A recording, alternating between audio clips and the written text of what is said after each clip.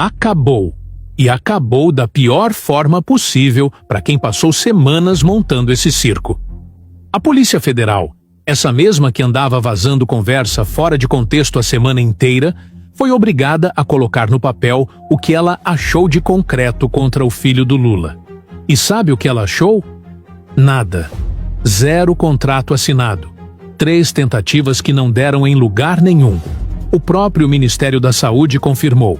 Não avançou, não teve encaminhamento, não virou negócio. E enquanto isso desmoronava, o ministro André Mendonça, relator do caso, o homem que devia estar por cima, aparece isolado, com a Procuradoria e uma ala inteira do Supremo empurrando para tirar o caso da mão dele. Montaram a bomba, acenderam o pavio e ela explodiu na cara de quem acendeu. Senta que hoje a aula é longa. E antes de começar, faz uma coisa rápida para mim. Deixa o like, se inscreve no canal e escreve aqui embaixo a cidade e a hora que você está assistindo. Quero mapear de onde vem a resenha hoje. Registra aí e bora. Vamos ao fato duro, o fato que sustenta tudo o que eu vou te falar. A investigação da Polícia Federal sobre as tratativas envolvendo o Fábio Luiz, o filho do Lula, e a tal lobista Roberta Luchsinger chegou a uma conclusão que a imprensa tentou empurrar para o rodapé.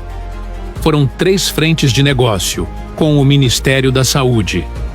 Uma envolvia medicamento à base de cannabis, com projeção de uns 627 milhões de reais.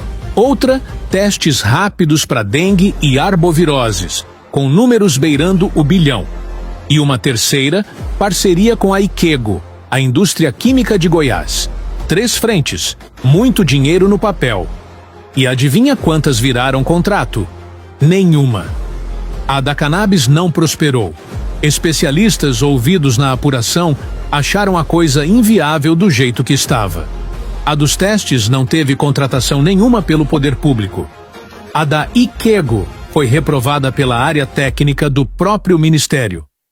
Reprovada pela área técnica, não pela militância, não pelo PT, pela burocracia do Estado que analisou e disse não. Guarda isso com força, porque é a chave de tudo. A palavra que a PF usou é frustradas. 3 negociações frustradas. E frustrada não é detalhe, é o coração da história. Agora, presta atenção no crime pelo qual esse rapaz está sendo investigado. Tráfico de influência.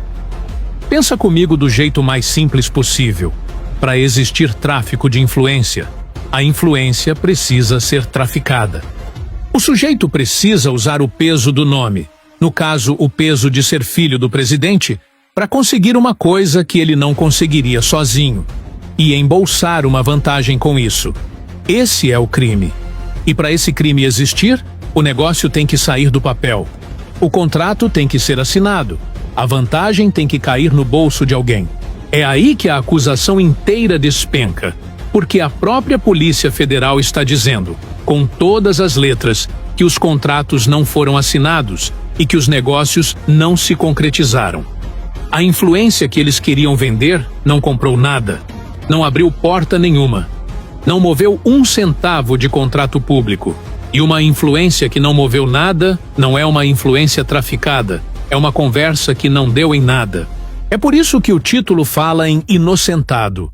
O fato central de que a acusação dependia para existir, o negócio fechado, a influência que funcionou, o próprio relatório da PF confirma que não existe. Agora tem um ponto importante aqui, porque eu não vou fazer com você o que fizeram durante toda essa história. Esconder a parte que não interessa à narrativa. A investigação não foi arquivada. A PF ainda analisa relações, conversas e movimentações envolvendo Fábio Luiz e Roberta Luchsinger. Isso existe e precisa ser dito. Só que uma coisa não apaga a outra.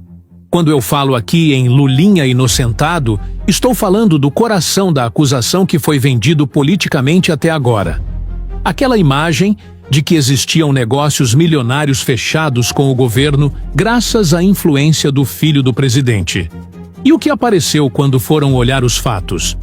Os contratos não existem. Foram 3 tentativas. Nenhuma virou contratação. Nenhuma colocou de pé aqueles negócios milionários que alimentaram manchetes e acusações políticas. Então presta atenção na diferença, porque ela é enorme. A investigação continua, mas aquela bomba política que venderam perdeu justamente sua parte mais explosiva. Podem continuar investigando? Claro. Devem esclarecer qualquer pagamento ou relação suspeita? Evidentemente. Se aparecer prova de irregularidade, que ela seja apresentada e investigada.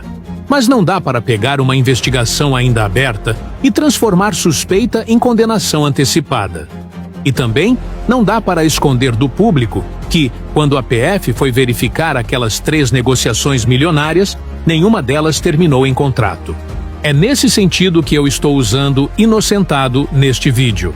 Não como anúncio de arquivamento ou absolvição judicial, porque isso não aconteceu, mas como a derrota daquela narrativa política específica que tratava esses negócios como se já estivessem comprovados. O caso continua? Continua. A grande acusação que venderam saiu fortalecida? Não.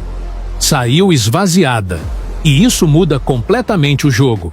E olha o método, porque o método entrega a intenção.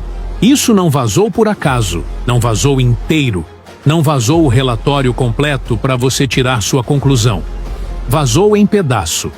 2, 3 mensagens soltas, sem o contexto do resto, entregues a conta-gotas justamente na temporada eleitoral. As próprias defesas denunciam isso. Divulgação fragmentada, que cria uma percepção distorcida sobre fatos que ainda estão sendo apurados. E não é paranoia de advogado, não, porque essa técnica tem sobrenome, e o sobrenome a gente conhece. É o mesmo método da Lava Jato do Sérgio Moro. Vaza o pedaço que condena, esconde o resto que inocenta, e deixa a manchete fazer o trabalho sujo que o processo não consegue fazer. Muda o alvo, mas o manual é o mesmo, página por página.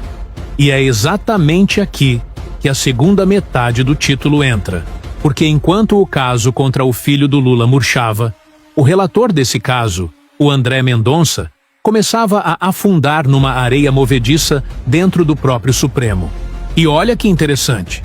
Quem descreve esse afundamento não é canal de esquerda. É o Valor Econômico, jornal do Grupo Globo.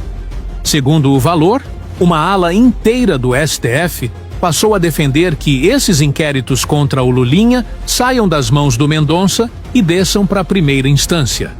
O argumento é técnico e é demolidor. Não há foro, não há relação com o INSS, não há relação com o Master. Um ministro, falando sob reserva, resumiu a coisa de um jeito que dispensa tradução. Ele olhou para o caso e disse, em resumo, que aquilo não tinha conexão nenhuma com os outros processos e que a distribuição tinha virado uma bagunça. Um ministro do Supremo dizendo que a condução do colega virou bagunça. Não fui eu que disse. Foi um par dele, dentro da corte. E não para aí. A Procuradoria-Geral da República, o órgão máximo da acusação no país, pediu formalmente para o Mendonça mandar o caso para baixo, para a primeira instância, com o mesmo argumento. Não tem autoridade com foro entre os investigados, então isso não é assunto de Supremo. Some a isso que o ministro Flávio Dino está relatando, em paralelo, inquéritos que também tocam nesse caso, inclusive, escuta bem, o inquérito que apura justamente os vazamentos das investigações sobre o filho do presidente. E o Valor apurou que essa investigação sobre os vazamentos, aqui está com o Dino, está num estágio mais avançado e pode ter desdobramento em breve. Ou seja, enquanto o Mendonça segura o caso que não deu em nada, do lado dele avança a investigação sobre quem foi que vazou. E de onde a própria PF desconfia que partiu o vazamento? Do próprio gabinete do Mendonça. A impressão, dentro da Polícia Federal, é que a informação sigilosa saiu de dentro da casa dele.